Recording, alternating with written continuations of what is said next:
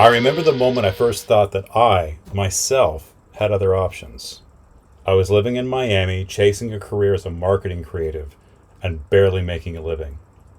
Constantly chasing the next gig. I sat in the seawall, overhearing a conversation between a man on shore and a man on a paddleboard. "How long are you here for?" the man on shore asked. "Until they kick me out, I guess," said the waterborne man.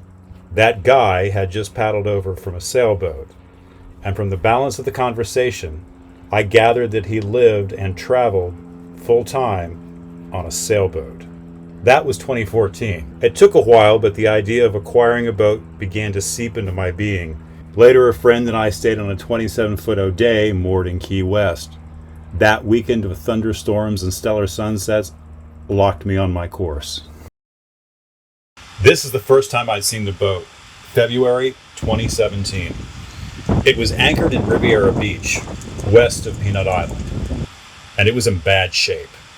As a previous owner had abandoned her in the ICW, she was salvaged by a homeless man living in the area. For a few years, the boat had been sitting derelict in that anchorage, and over that time had become a floating dump. He placed the boat on Craigslist for $500. You heard that correctly. I bought a floating wreck of a sailboat on Craigslist for $500. Without a broker, without a survey, and without any experience in boating or boat building. It had no engine, no transmission, no interior, and was full of hoarded trash and rainwater. Also, I had done some research. I knew of the boat's reputation and of the solid design, conforming to the Koster rule. The Koster rule establishes guidelines for a safe and sturdy build, capable of handling the North Sea. This is the old mainsail that was stuffed into a cockpit locker. I'd be very interested to find out how a Swedish boat made it all the way to South Florida. Since I had bought an empty hull and mast, all the design decisions would be mine. There were no sacred cows needing honored. Boats are almost fully customized once the first owner has sold it, and certainly if they are still around after 59 years. I knew this would not be an easy or quick project, but I had a plan. I set about rigging an outboard to move the boat to North Lake, Hollywood. There I worked on what I could, making steady improvements as I went. In July of 2017, I moved onto the boat full time. Between working, saving money, and gathering materials, I made the inside habitable.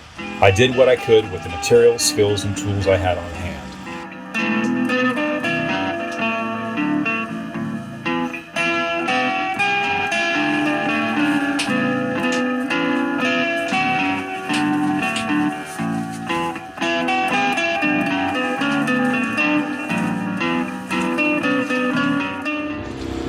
In 2017, I took the Intercoastal Waterway to Newbern, North Carolina. Not having much experience, the ICW provided a safe way to learn how to handle the boat and where to anchor. Motoring in or sailing every day and anchoring at sunset became a rhythm, a chance to learn how to do it better daily. As I returned to Florida, I took advantage of my improved sailing knowledge and comfort with the boat, making short day hops down the East Coast, actually sailing in the ocean. The pandemic hit as I sailed into Lake Sylvia, Fort Lauderdale, where I anchored 3 days before the city went into lockdown. Continuing to live on and repair the boat in various anchorages in South Florida, I landed a full-time job, saving enough money to haul out for extensive repairs and an electric drive upgrade in February of 2023. This was the condition of the boat once it was hauled out of the water. Decades of no maintenance. Sitting in an anchorage in the warm South Florida water, gathering all the life that it could muster.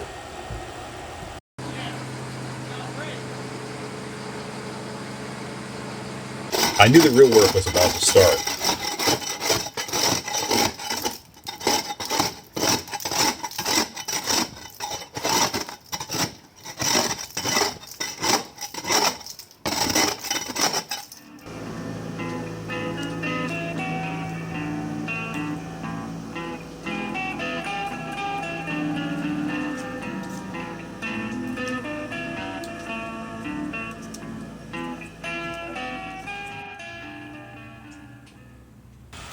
It was obvious that the 3 stainless steel gudgeons would have to be rebuilt from scratch, and the rudder would have to receive a great deal of attention as well. A brief moment. We will be arriving in Fort Lauderdale shortly. Working the day job and taking the train north on weekends allowed me to make slow progress, but still progress.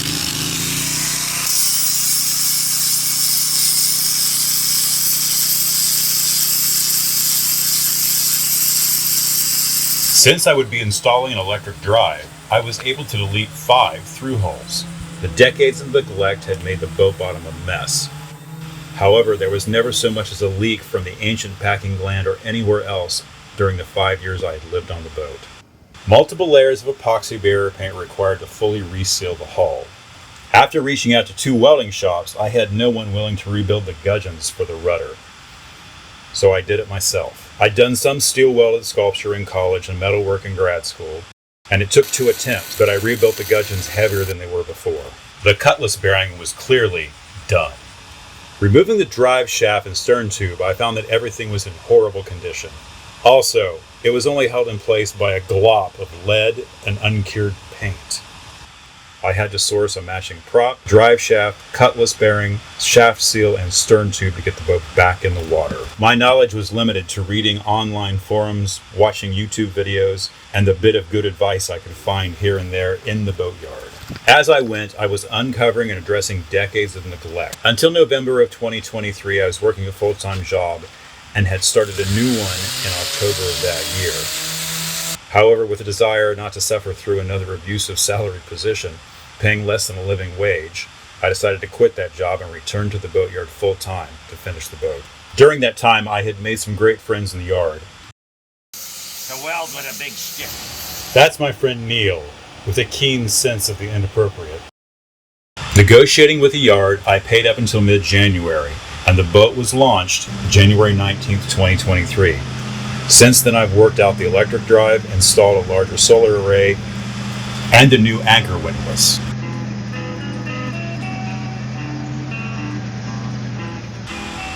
My plan was to launch using the Yamaha outboard and complete the install of the drive and other items on anchor. However, the outboard had reached the end of its useful lifespan. I wouldn't push the boat any further without some major work. I'd already built the mount for the electric drive and fit it into the engine compartment. So I completed the install of the 48-volt, 10-kilowatt electric drive in the water at Riverside Marina. I knew this was a critical moment. If anything was likely to fail in all the work I'd done, it would be the stern tube and the seal. I chose the name Ad Astra from the Latin phrase ad astra per aspera, meaning to the stars through difficulty, in recognition of the work I would have to put in and the skills I would have to acquire. I chose it also in acknowledgement of my interest in all things sci-fi and science-oriented. Trekkers in the audience may wonder if I chose the name because of the Strange New Worlds episode of the same name. I decided on the name long before that. I did, however, cheer when Una gave her speech during the trial. That second season of Strange New Worlds is solidly some of the best Star Trek ever made. The electric drive kit came with a mounting system, but of course, it was too small for my boat. This required that I engineer and build one that was sufficient. While I was marina adjacent, I borrowed some tools from Neil and built the cables for the battery pack. I also built and installed supports for the solar panels that would power the electric drive and the rest of the boat. My ultimate goal in all of this is to make the boat as self-sufficient as possible, water generation, power generation, and of course to travel as freely as possible. As fate would have it, this is the same spot where UMA installed their first electric drive 9 years previously in Riverside. Greetings, Earthlings. I'm William, and welcome to SV Ad Astra. You just saw 7 years of boat work distilled down into 7.5 minutes of video, and I am by no means done. I'm coming to you from the PP Cobb building in downtown Fort Pierce. Thank you for watching to this point. I post videos on YouTube every 2 weeks, starting this week, and more frequently on Instagram. SV Ad Astra. See you soon.